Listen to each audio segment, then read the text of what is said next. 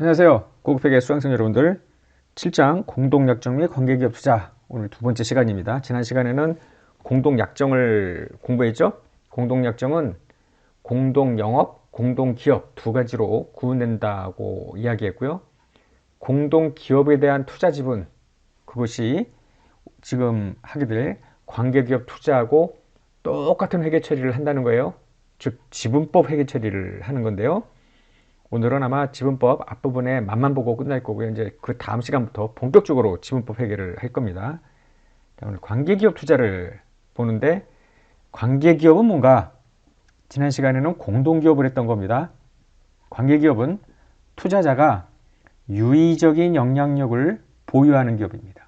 상대방 회사에 대해서 내가 유의적인 영향력, significant influence라고 하는데, 유의적인 영향력은 무엇이냐면 피투자자의 재무정책, 영업정책에 관한 의사결정에 참여할 수 있으면 유의적인 영향력이 있다고 보는 겁니다. 이 유의적인 영향력은 2장에서 배웠던 지배력, 지난 시간에 배웠던 공동 지배력보다는 좀 낮은 수준의 어떤 파워라고 볼 수 있어요. 그럼에도 불구하고 재무 영업정책에 관한 의사결정에 참여해서 이래라 저래라 할 수 있으니, 간섭을 할 수 있기 때문에 아무것도 없는, 힘이 없는 것보다는 뭔가 좀 다르다는 거죠.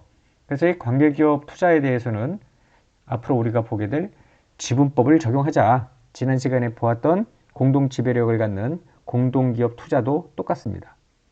이때 유의적인 영향력, 직접 또는 종속기업을 통해서 이제 간접으로 피투자자에 대한 의결권 20% 이상을 갖고 있으면 일단 유의적인 영향력이 있다고 봅니다. 20% 이상입니다. 20% 초과가 아니라. 다만 20%를 갖고 있는데 우리는 그럼에도 불구하고 그냥 바지나 다름없어요, 핫바지예요, 이런 식으로 유의적인 영향력이 없다는 명백한 사실을 제시한다면 그때는 지분법을 적용하지 않는다. 왜냐하면 상대방 회사는 관계기업이 아니기 때문입니다.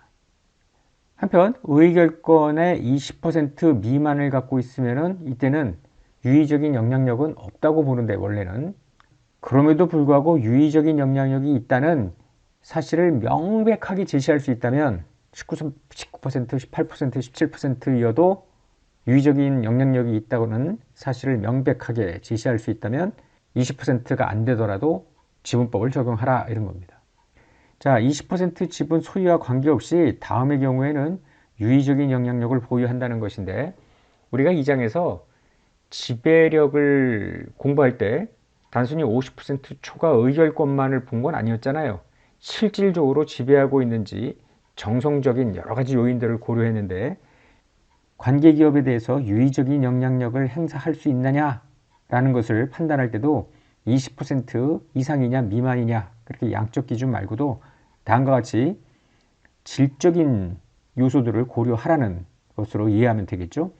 피투자자의 이사회나 이에 준하는 의사결정 기구의 참여, 2장에서는 그냥 참여가 아니라 과반수 의결권을 행사하고 이런 거잖아요. 배당이나 다른 분배에 관한 의사결정에 참여하는 것을 포함해서 정책결정 과정에 참여하거나, 기업과 피투자 사이에 중요한 거래가 있거나, 경영진이 상호 교류돼, 그리고 필수적 기술 정보를 제공하고, 이렇다면은 상대방 피투자자는 투자자의 꽤 상당한 정도로 의존하고 있다고 볼 수가 있죠.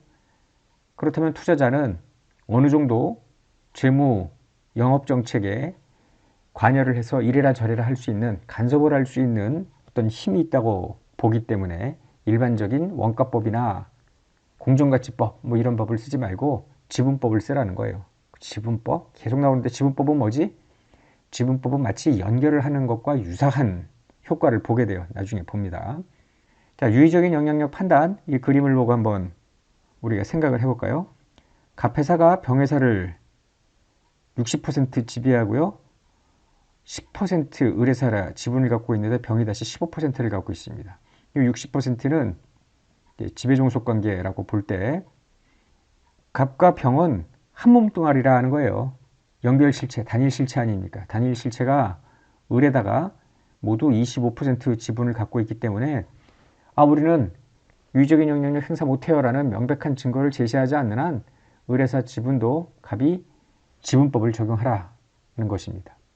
상황 2번을 보면은 갑이 병회사 10%고 이거는 지배력은 아니라고 보자고요. 요 10%, 여기 15% 이렇게 되어 있을 때 갑은 그럼 의뢰사에 대해서 10% 지분에 대한 지분법을 적용하느냐라는 건데 갑과 병은 지금 여기와 달리 단일 실체가 아니잖아요. 단순 10%입니다. 지금 명백하게 20% 미만인데 그럼에도 불구하고 갑이 을에 대해서 유의적 영향력을 행사할 수 있다는 명백한 증거를 제시하지 않는 한 지분법을 적용할 수는 없겠습니다. 이런 식으로 유의적인 영향력을 판단하면 되겠죠. 이제 관계기업과 관련해서 유의적인 영향력을 평가할 때 잠재적 의결권도 포함해라. 이것은 연결할 때 지배력 유무를 판단할 경우에도 똑같이 잠재적 의결권을 반영했죠.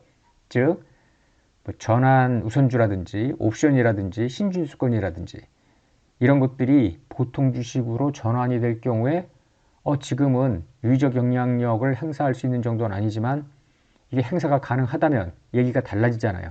이때 무조건 모든 잠재적 의결권이 아니라 현재 행사 가능하거나 전환 가능한 잠재적 의결권이 있는지 그로 인한 영향을 고려하라는 겁니다.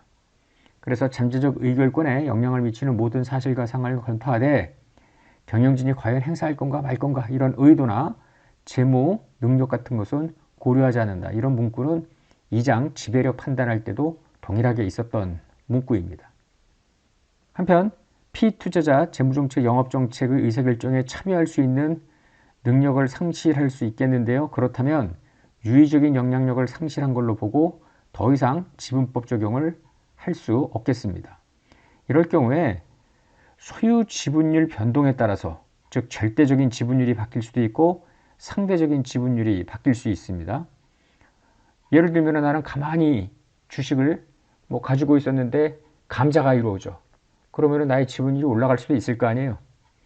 이렇게 소유 지분율 변동 또는 소유 지분율이 변동하지 않더라도 유의적인 영향력은 상실할 수 있겠습니다. 예를 들어서 이 회사가 법정 관리에 들어가서 법정 관제인들이 와가지고 기업 경영을 대신해. 이러면은 나는 유의적인 영향력을 행사하기가 어려울 것 아닙니까? 이럴 경우에는 마치 기업이 지배력 상실하듯이 투자자도 유의적 영향력을 상실할 수 있겠습니다. 그럼 상실하면 이때부터 더 이상 지분법 적용을 안 하면 되는 거예요. 7장 남은 부분은 모두 다양한 경우에 어떻게 지분법 회계 처리를 하는지를 설명하는 겁니다. 계속 앞에서 지분법 이렇게 이야기를 했는데요. 지분법이라는 것은 잠시 후에 보겠지만 피투자회사 순자산이 증가하면 나의 투자 지분도 증가시키고 저쪽이 감소하면 감소금액에 내 지분율 곱한 것만큼 내 투자 지분도 감소시키는 그래서 연계시키는 방식입니다. 자, 공동기업 투자 또는 관계기업 투자에 대해서 지분법 적용은 강제 규정입니다. 선택 규정이 아니라. 그런데 모든 투자 지분에 대해서 지분법을 적용하는 것이 아니라 지분법 적용 면제 규정이 있습니다. 이게 이제 문단 17인데요. 이럴 경우에는 하는 수 없이 해당 지분을 공정가치법에 혹은 원가법에 따라서 회계 처리하면 되겠지. 공정가치법은 중국 회계에서 배웠던 1109호 금융상품 기준서를 적용하면 되는데 그러면 지분법 적용 면제는 뭔가? 자, 문단 17에 나오는데요. 이 문단 17은 우리가 2장에서 연결재무제표 작성 면제 규정이 있었죠? 그거하고 아주 유사합니다. 기준서 1110호 문단 4의 1 이것이 바로 연결재무제표 면제 규정이에요. 그래서 기준서 1110호 문단 4.1의 적용 범위 제외에 따라 연결재무제표 작성이 면제되는 지배기업이거나 즉 이런 거예요. 페어런트가 종속기업이 하나 S1, S2가 있어. 거기에 관계기업도 있어. A라고 표시할게요. 어소시에이트. 이렇게 세 개의 피투자 회사가 있어. 종속기업 2개하고 A라는 관계기업이 있는데 만약에 연결재무제표를 작성을 한다면 어떻게 할까요? P하고 S1, S2를 합치고요. A기업 재무제표는 연결재무제표 작성을 하면서 얘는 지분법 적용을 하면 되는 거예요. 그냥 연결재무제표에서도. 물론 P회사의 별도재무제표에서도 지분법을 적용하면 되는 것이고요. 그런데 우리가 4장에서 피해사가 어떤 경우에는 연결을 안 할 수 있잖아요. 면제. 그럴 때 연결재무제표를 작성 안 하니까 피해사의 별도 재무제표만 작성을 하게 되는데, 그때는 요 A 관계기업에 대해서 그럼 지분법을 적용하느냐 안 한다는 거예요. 연결재무제표 작성이 면제되고 있는데 뭐 굳이 안 한다는 거죠. 그냥 원가법 혹은 공정가치법을 적용하고요. 혹은 다음의 조건을 모두, 즉 1, 2, 3, 4를 충족하면 지분법을 적용할 필요가 없다라고 되어 있는데, 자 1번을 보면은 이게 기준서 1110호 문단 4하고 아주 유사합니다. 기업이 그 자체 지분 전부를 소유하고 있는 다른 기업의 종속기업이거나 그 자체의 지분 일부를 소유하고 있는 다른 기업의 종속기업이면서, 즉 A, B, C 이렇게 간접 지배일 때 이 중간 지배 종속이라고 보면 돼요. 이때 중간 지배 종속 기업을 이야기하는데요. 이 중간 지배 기업이 나 지분법 적용 안 할래, 이런 사실을 그 기업의 다른 소유주라면 A잖아요. A 등 다른 소유주에게 알리고 그 다른 소유주들이 오케이 반대하지 않고요. 이 기업의 채무 상품 또는 지분 상품이 공개 시장에서 거래되지 않고요. 기업이 공개 시장에서 증권을 발행할 목적으로 증권 감독 기구 등에 제출한 적이 없고 현재 제출 과정이 있지도 않고 2장에서 연결면제에서 다 나왔던 내용입니다. 최상위 혹은 중간 지배 기업이 IFRS를 적용해서 작성한 재무제표에 기준서 1110호에 따라서 종속기업을 연결하거나 종속기업을 공정가치로 측정해서 당기손익에 반영한 경우, 이건 뭐예요? 투자기업의 경우였죠. 투자기업은 종속기업을 연결하는 게 아니라 공정가치로 측정하고 말았습니다. 이와 같이 여기에 해당이 되면 지분법을 적용하지 않는다, 이런 뜻으로 생각을 하면 되겠습니다. 다시 정리를 하면은 연결재무제표 작성 의무가 면제되는 지배기업이 있어요. 연결을 안 해. 그 지배기업이 갖고 있는 관계기업 투자는 지분법을 적용하지 않는 겁니다. 또한 이번 종속기업은 없어. 종속기업 투자는 없고 관계기업 투자만 갖고 있는데, 이때 관계기업 투자라고 하면은 앞으로 전부 다 공동기업 투자도 포함하는 걸로 생각을 하세요. 관계기업 투자만 가지고 있는데 1, 2, 3, 4에 해당이 된다면 그때에도 지분법을 적용하지 않는다. 네 가지 조건을 모두 충족하면, 뭐 이렇게 생각을 하면 되겠습니다. 자, 한편 벤처캐피탈 투자기구, 뮤추얼펀드, 단위신탁위와 유사한 기업이 관계기업 투자를 갖고 있는 경우에는 기준서 1109호 금융상품에서 규정하는 페어밸류 PL 항목으로의 선택이 가능해요. 이런 것들은 공정가치로 측정해서 성과를 정보 이용자들한테 제공하는 것이 더 중요한 목적이기 때문에 굳이 지분법을 적용하지 않고 페어밸류 PL 항목, 공정가치 평가 손익을 인식하는 항목으로 선택이 가능하게 만들어 놓았습니다. 당연히 이때는 지분법 적용 면제고요. 관계기업 투자를 곧 할 거야. 매각예정 분류야. 이럴 때는 매각예정 분류 비유동자산에 따라서 장부금액과 순공정가치 중 작은 금액으로 인식을 하게 되어 있지 않습니까? 더 이상 지분법을 적용하지는 않습니다. 매각예정 분류 관계기업 투자는 뒤에서 또 한번 설명이 될 겁니다. 투자자가 지분법으로 평가해야 되는 관계기업 투자를 지금 선정을 했죠. 뭐 적용 면제도 있었고요. 자, 무조건 지분법을 적용하기 전에 몇 가지 사전에 확인할 내용들이 있어요. 일단 지분법을 적용하려면은 관계기업에, 제가 이제 관계기업은 어소시에이트 A라고 할게요. A의 재무제표가 필요하다고. 이 재무제표 중에 이제 당기순이익 같은 거를 나의 지분율만큼 지분법 손익으로 가지고 와야 되기 때문에 그런데요. 가장 최근 이용 가능한 관계기업의 재무제표를 사용합니다. 이때 이제 투자자의 결산일이 12월 말일이야. 이 관계기업의 결산일도 12월 말일이야. 그러면은 상관이 없겠으나 만약에 얘가 9월 30일이야. 이렇게 보고기간 종료일이 다를 땐 어떻게 하느냐라는 거예요. 원래는 얘가 9월 말일이면 다시 12월 말일째로 바꿔놓고 지분법을 적용해야 될 거 아닙니까? 이거는 연결에서도 있었던 내용입니다. 그래서 실무적으로 적용할 수 없는 경우가 아니라면 관계기업 보고기간 종료일을 투자자의 보고기간 종료일에 맞춰서 다시 작성을 해야겠다, 이런 거예요. 다시 작성해야지. 관계기업 보고기간과 투자자의 보고기간이 서로 다를 경우에 그 차이 기간 중에 발생한 거래나 사건의 영향을 반영하되 보고기간 종료일의 차이는 석 달이 넘으면 안 되겠습니다. 3개월이 넘어가 버리면은 그냥 그 사이에 발생한 거래 사건의 영향을 반영해서 투자 관계기업의 재무제표를 조정한다라는 게 별 의미가 없을 거 아니에요. 이때는 어떠한 경우에도 재작성을 해야 옳겠죠. 회계 정책인데요. 관계기업 회계 정책을 투자자 회계 정책과 일관되도록 조정하라. 즉 회계 정책을 변경한 금액으로 조정하라는 겁니다.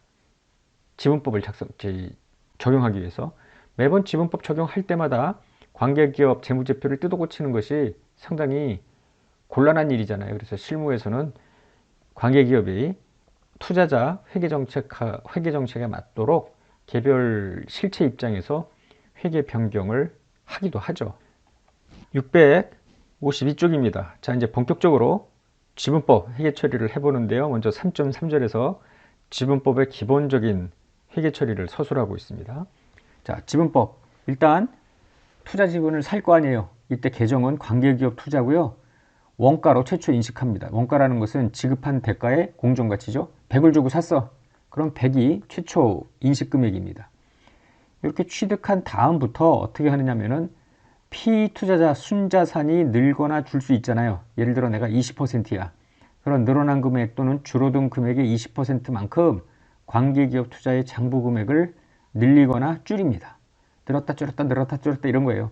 이럴 때 이제 상대 계정이 중요하잖아. 관계기업 투자를 차변에 관계기업 투자 올렸어. 그러면 상대 계정은 뭐냐? 상대 계정은 피투자자 순자산 변동액이 왜 바뀌었느냐에 따라서 달라집니다. 주로 단기 순이익이 났으면 늘어났을 거 아니에요. 가장 일반적인데요. 피투자자 단기 순이익 중에 손실일 수도 있겠지만 물론 투자자 몫을 지분법 이익으로 인식합니다. 만약에 단기 순손실이면 관계기업 투자를 감소시키면서 이쪽이 지분법 손실. 지분법 이익이나 지분법 손실은 지배기업 별도재무제표에서 영업의 손익으로 들어가요. 지분법 손익. 현금 배당을 받았다고 치자고요. 그럼 차변의 현금, 대변의 배당금 수익 아닙니다. 왜냐하면은 배당을 수취한다는 이야기는 피투자자가 배당을 지급했다는 이야기인데 배당을 주는 순간 현금 빠지면서 이익여금도 내려가잖아요. 즉 순자산이 내려가니까 투자 주식 장부 금액을 그만큼 감소시키면 됩니다. 차변이 현금, 대변이 관계기업 투자입니다. 기본적인 분기를 한번 볼까요? 자, 투자 주식을 취득을 하면은 관계기업 투자 현금 이렇게 돼요. 현금 배당을 받았어. 그러면 현금 대 배당금 수익이 아니라 관계기업 투자입니다. 같은 논리로 관계기업이 주식 배당을 했어. 그래서 투자자가 받았어. 그러면은 주식 배당을 하면은 관계기업의 순자산은 변동이 없죠. 따라서 아무런 회계 처리가 없습니다. 주식 배당을 하게 되면은 이익여금이 빠지고 자본금이 늘어나니까 순자산에 변동이 없는 거 다 우리가 뭐 회계 원리 혹은 뭐 중급회계 때 배운 내용이죠. 자, 관계기업이 단기 순이익을 보고합니다. 그럼 순이익 중 내 지분에 해당되는 것만큼 관계기업 투자를 증가시키면서 지분법 이익, 영업의 수익입니다. 반대로 손실이 났으면은 지분법 손실, 관계기업 투자를 감소시킵니다. 관계기업의 기타 포괄 손익이 발생할 수도 있잖아요. 기타 포괄 이익이야. 만약에 재평가 잉여금 그러면은 관계기업 투자 그거 자기의 지분만큼 높이면서 나도 OCI 과목을 잡는데요. 지분법 자본변동이라는 기타 포괄 손익입니다. 혹은 저쪽이 기타 포괄 손실을 잡았어. 관계기업이. 그런 건데 지분만큼 관계기업 투자 죽이면서 지분법 자본변동 차변으로 뭔가 감소시키는 요거의 감소입니다. 한편 흔하지는 않습니다만은 관연도 전기율 수정 손익이나 회계정책 변경의 누적 효과를 이익잉여금에다가 전기율 이익여금에 반영시킬 수도 있죠. 전기율 이익여금이 늘어날 수도 있고 줄어들 수 있는데 어쨌거나 관계기업의 순자산이 늘었으면 관계기업 투자 늘리고요. 줄었으면 나도 줄어요. 이때 상대 계정은 지분법 이익여금 변동이라는 계정이고요. 이거는 이익여금으로 들어가는 겁니다.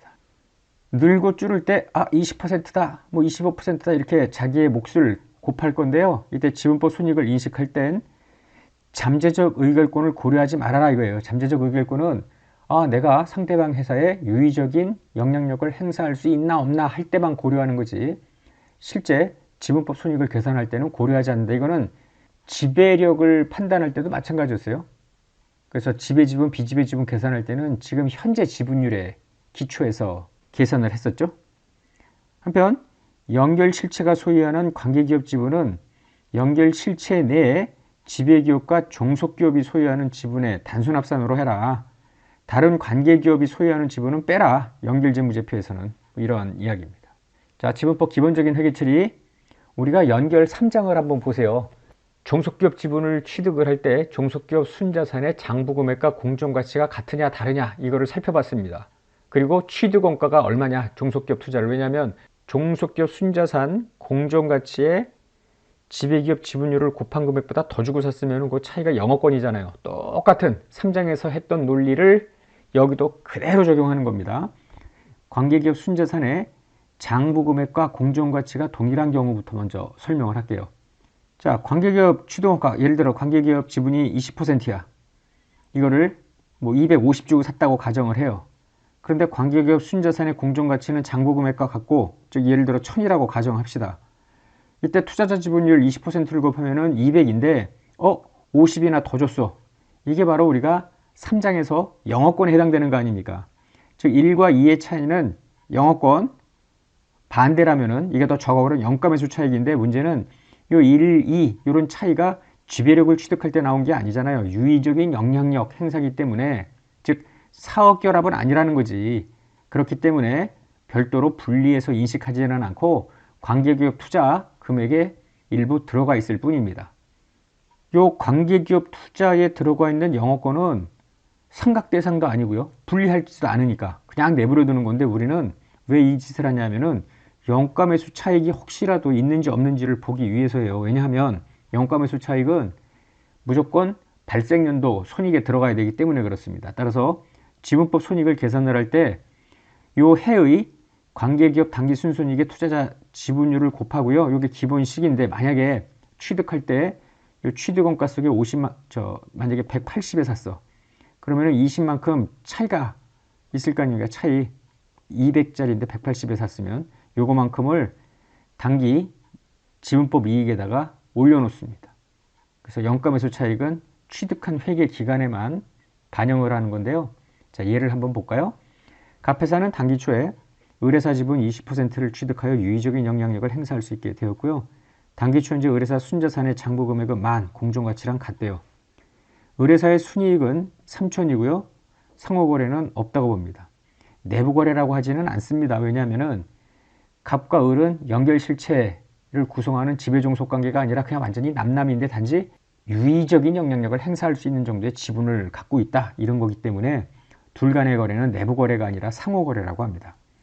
자, 갑회사의 관계기업 투자 당초 취득원가는 2천이라고 가정을 해요.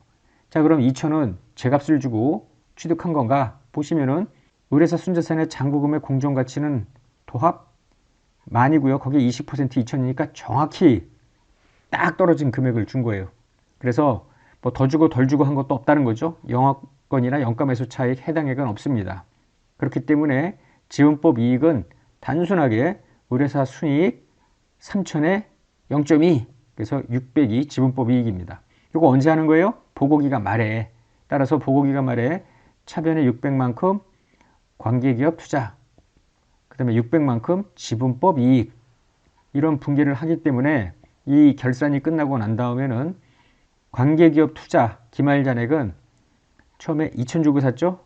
600이 기말에 늘어나니까 2,600이 기말 장부 금액이 됩니다. 이번에 볼까요? 이번에는 2,500에 샀대. 비싸게 샀잖아. 만원에 20%라면은 2,000이 적정 가격인데 2,500에 샀기 때문에 500만큼 더 줬는데요. 이게 영업권에 해당되는 금액입니다. 그러나 이게 사업결합이 아니기 때문에 영업권은 별도로 인식하지 않고요. 더 나아가서 상각도 허용되지 않잖아요. IFRS는. 그렇기 때문에 그냥 내버려 두고요. 지분법 이익 600으로 하면 됩니다. 나중에 요 관계기업 투자는 지분법 이익, 지분법 손실 왔다 갔다 하면서 계속 올라갔다 내려갔다 하고요. 더 나아가서 나중에 손상차손도 이제 한꺼번에 인식하는 게 나와요. 그래서 그때 가서 한번 연계돼 또 보면 됩니다.